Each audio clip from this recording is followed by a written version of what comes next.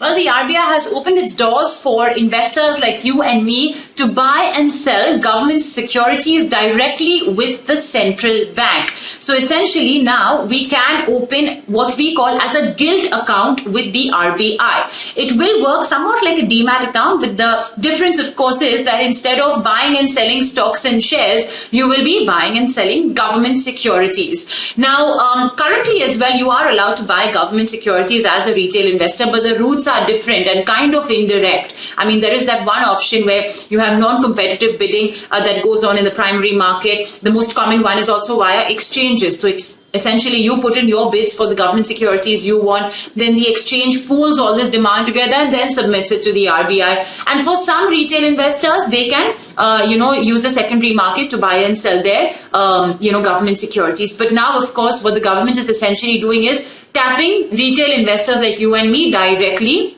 for all of their borrowing needs. And like I said, it will work somewhat like a demat account. Currently and across the world, it's only the US and Brazil that essentially do have this sort of a facility available for retail investors. In fact, the RBI governor said that in Asia, India is the only country that will now have this kind of a facility. But let's understand who is, who rather should use this facility as and when, of course, it does come out and the details are released by the RBI. What's the best part about government securities? And I think I have to start off with the fact that it is government backed. So there's 100% safety of your capital, of you getting your return as well. So I think that's the best part, hands down, about government securities, somewhat similar to small saving schemes as well.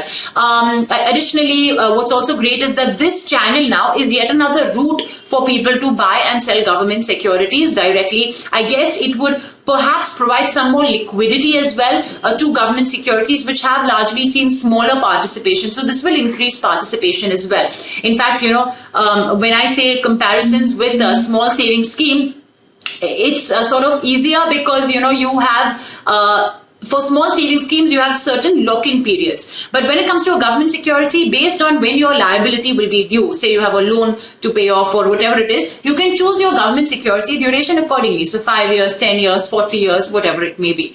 There are cons as well, though. I think the biggest one is the lower rate of return. For example, you'll be paid 6% for the next 10 years. That's essentially locking in that rate of return. Comparatively, maybe a bank FD will give you a better rate of return. And if you will ask about, the safety of the bank versus the government, yes, obviously the government does win hands down over there.